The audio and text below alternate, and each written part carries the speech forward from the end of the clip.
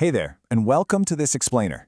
Today, we're diving into a really fascinating linguistic mystery.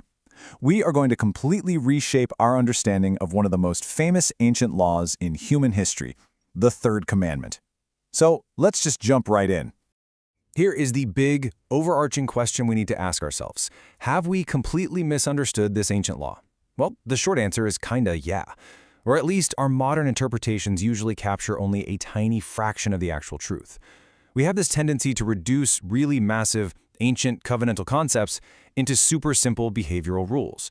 But what actually happens when we peel back the layers of translation and look at the original intent?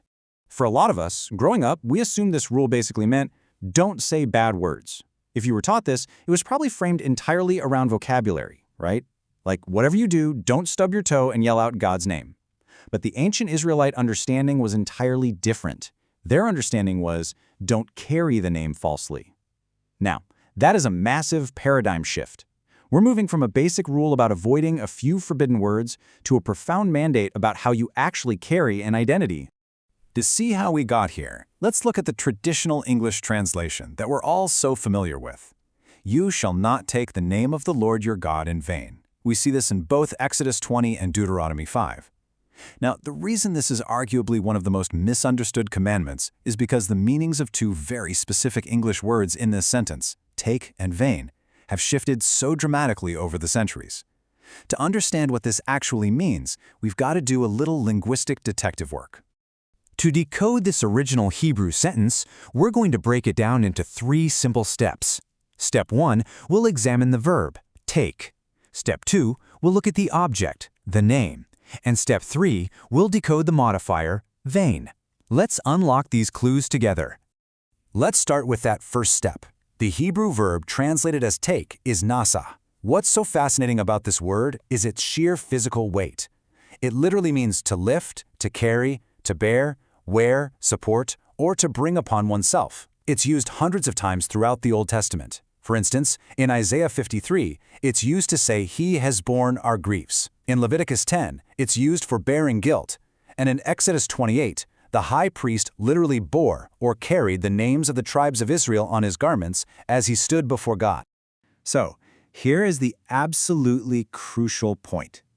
When we swap out that somewhat weak English word take and replace it with this incredibly rich Hebrew concept of nasa, the trajectory of the entire commandment shifts. It is not saying don't pronounce God's name wrongly. It is saying do not carry God's name wrongly, or do not bear his name falsely.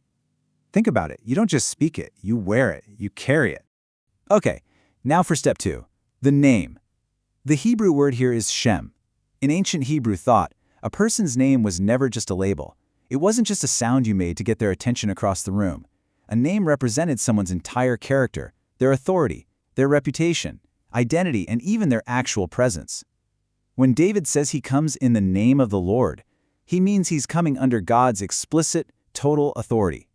And think about that incredible moment in Exodus 34, when God proclaims his name to Moses. Notice what he actually does. He doesn't just spell out a word. He lists off his character traits: merciful, gracious, slow to anger, abounding in steadfast love, faithful. God himself equates his name with his character. Therefore, to bear his name literally means to represent his presence and his character to the surrounding world. Finally, step 3. We have the modifier, vain. The Hebrew word is shav. And honestly, this goes way, way beyond just acting casually or flippantly. It means emptiness, worthlessness, falsehood, deception, futility, or lies. It indicates something entirely without substance. In Psalm 127, it's used for laboring in vain, meaning working totally without purpose. In Psalm 12, it's actually translated as speaking falsehood. So, let's put all 3 of these linguistic puzzle pieces back together. When we do, we get this incredible aha moment. The commandment is actually saying, do not bear the Lord's name in a false, empty, deceptive, or worthless way. Just think about how much deeper that is. It is not a rule about your speech, it's a rule about your representation. I want you to put yourself in their shoes for a second. What would an ancient Israelite standing at the base of Mount Sinai actually hear when God said this? God had literally just entered into a covenant with them. He told them, "You are my people. meaning they were now officially carrying his name to all the surrounding nations. They were essentially God's brand ambassadors. So if they act wickedly, they are literally lying about what their God is like. And we see this concept building consistently throughout the rest of the Old Testament. Take false oaths in Leviticus, for example.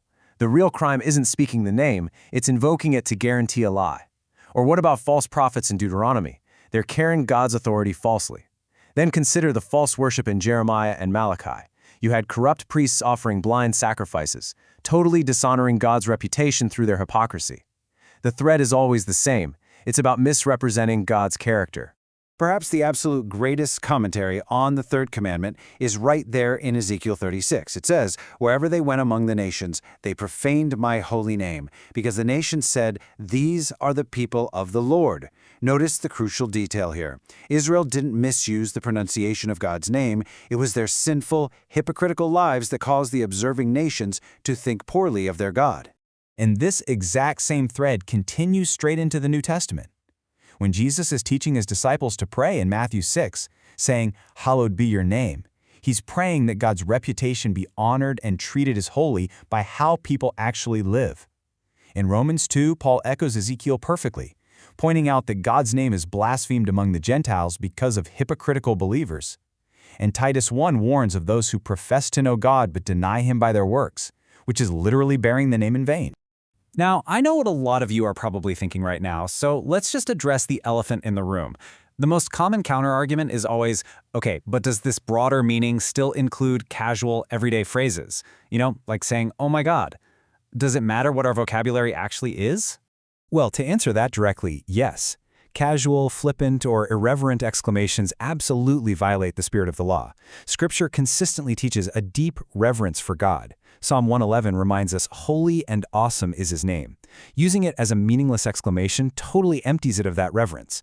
But if we reduce this magnificent commandment only to avoiding a few phrases, we completely miss the massive covenant reality we've been uncovering. Vocabulary is a part of it for sure, but it's just not the whole shebang.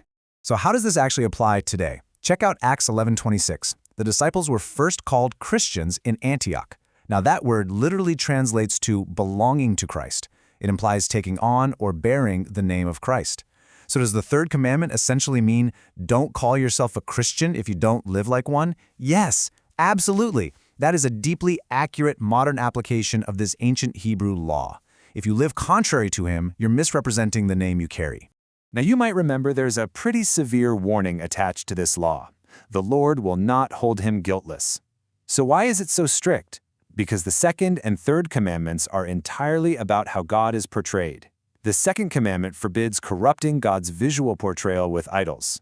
The third commandment forbids corrupting God's personal portrayal with our actual lives. In the ancient Near East, servants literally bore their master's mark. As 1 Corinthians notes, believers are bought with a price. You bear the mark of the one you serve. We even see this popping up in the striking apocalyptic imagery of Revelation. God's faithful people are repeatedly described as having his name written right on their foreheads. This isn't just about ownership. It's a metaphor for their minds and characters being completely shaped by God, which is a stark contrast to those who bear the mark of the beast. Ultimately, whose name you bear reflects whose authority and character you represent to the world.